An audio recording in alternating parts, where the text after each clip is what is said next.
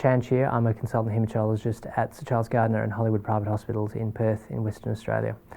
The question is, what is the management of patients with relapsed mantle cell lymphoma?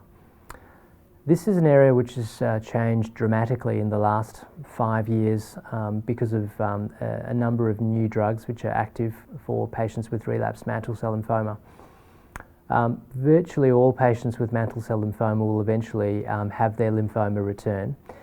Even in young, fit patients who undergo high-dose chemotherapy followed by stem cell infusion, we know that even after 10 to 15 years, we are still starting to see those patients have their lymphoma return. The way that we treat people with relapsed mantle cell lymphoma is, again, dependent on their age and their fitness and the availability of clinical trials. So wherever possible, I enroll patients with relapsed mantle cell lymphoma onto clinical trials. I should say that first. In the absence of clinical trials, the drug which has been approved on the PBS in the last year or so is a tablet called ibrutinib, which is an inhibitor of an enzyme called Bruton's tyrosine kinase, or BTK for short. So ibrutinib and other BTK inhibitors are very active drugs in relapsed mantle cell lymphoma. Around 3 out of 4 patients given ibrutinib as a single agent. It's tablets taken once a day until they stop working. We know that most patients with relapsed mantle cell lymphoma will respond to ibrutinib, and probably on average for the ibrutinib will control their disease for a year or two, maybe even longer. The likelihood of remaining in remission on ibrutinib is you're more likely to have a longer remission with ibrutinib for less previous lines of treatment you have. So if you just had one chemotherapy program, you'll probably get 2 or 3 or even more years out of ibrutinib.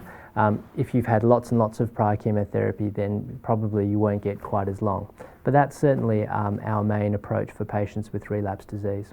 So the question is what we do for patients with third-line mantle cell lymphoma. Again, at least in my practice, the answer is clinical trials, almost always. There are other chemotherapy drugs can be used, so if you haven't received a chemotherapy agent earlier in your treatment course, you can receive chemotherapy here. But really, by the time we get to third-line treatment for mantle cell lymphoma, it's highly desirable to access novel agents, and that's best done in the setting of a clinical trial. There is a drug called venetoclax, which it does appear to be active. Venetoclax is a tablet given once a day, which is an inhibitor of an enzyme called BCL2, which is important in a range of B-cell lymphomas, including mantle cell lymphoma. It's not currently an approved drug in Australia, but it does appear to have some activity in this setting, and there are various trials exploring it in combination ongoing. But I think the take-home message is participation in clinical trial is desirable wherever possible. So the question is whether the treatment of relapsed indolent mantle cell lymphoma is the same. I think the answer to that is yes.